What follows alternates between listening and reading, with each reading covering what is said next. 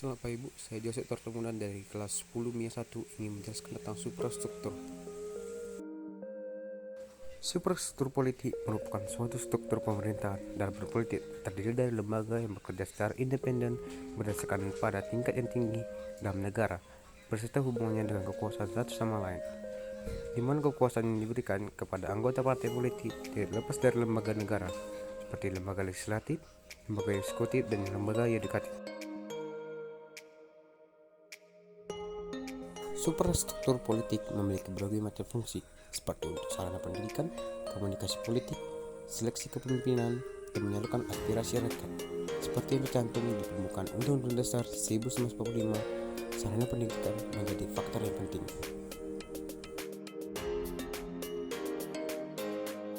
Unsur dan komponen suprastruktur politik. Unsur dan komponennya terdiri dari 3 komponen, yaitu 1. Lembaga eksekutif. Lembaga eksekutif merupakan sebuah lembaga yang di atas lembaga legislatif yang pelaksana undang-undang dan menerapkan kebijakan yang telah ditetapkan oleh negara. Yang kedua itu lembaga legislatif. Lembaga legislatif merupakan sebuah lembaga yang dapat menerima aspirasi rakyat dengan disusun dari landasan undang-undang dan peraturannya. Yang ketiga itu lembaga yudikatif. Lembaga yudikatif merupakan sebuah lembaga yang memiliki kekuatan yang lebih tinggi dari lembaga legislatif maupun lembaga eksekutif. Lembaga yudikatif memiliki tujuan untuk mengadili para pelanggar undang-undang dengan hak terkait dan hukum konstitusi. Adapun contoh suprastruktur diantaranya 1. Lembaga konstitutif, 2. Presiden dan wakil presiden, 3. Mahkamah Agung, 4. Mahkamah Konstitusi, 5. Badan Pemeriksa Keuangan, 6. Komisi Yudisial, 7. Dewan Perwakilan Rakyat, dan 8. Dewan Perwakilan Daerah. Lembaga konstitutif. Salah satu contoh lembaga konstitutif yang ada di Indonesia yaitu Majelis Perwakilan Rakyat atau MPR. Majelis Perwakilan Rakyat memiliki tugas yaitu memutuskan perubahan pada Undang-Undang Dasar 1945 dan melantik presiden dan wakil presiden serta memilih calon pengganti presiden dan wakil presiden sementara apabila menyelesaikan masa jabatan sebelum masa tugas berakhir.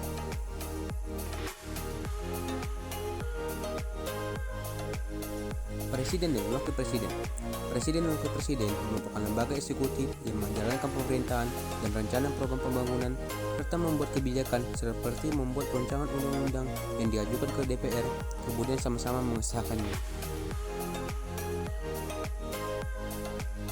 Mahkamah Agung. Mahkamah Agung merupakan lembaga yudikatif yang bertugas untuk mengawasi jalannya undang-undang dan dapat memberikan sanksi atas pelanggaran yang terjadi. Mahkamah Konstitusi. Mahkamah Konstitusi merupakan lembaga yudikatif yang merupakan lembaga tinggi kehakiman.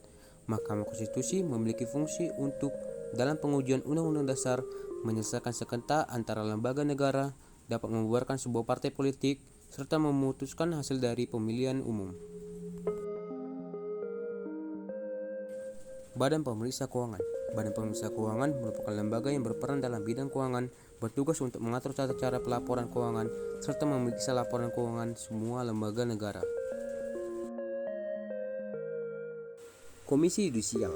Komisi Yudisial merupakan lembaga yang dibentuk berdasarkan Undang-Undang Dasar 1945 setelah amandemen. Komisi Yudisial memiliki tugas menentukan pemilihan hakim agung di Mahkamah Konstitusi dan Mahkamah Agung, serta menjaga martabat semua hakim dalam pelaksanaan hukum di Indonesia.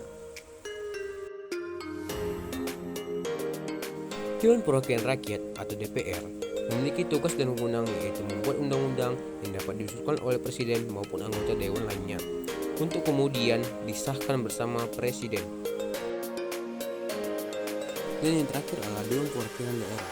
Dewan Perwakilan Daerah atau yang bisa disingkat dengan DPD merupakan lembaga baru dalam lembaga legislatif yang dapat membawa aspirasi masyarakat dari masing-masing daerah dalam setiap kebijakan yang diambil.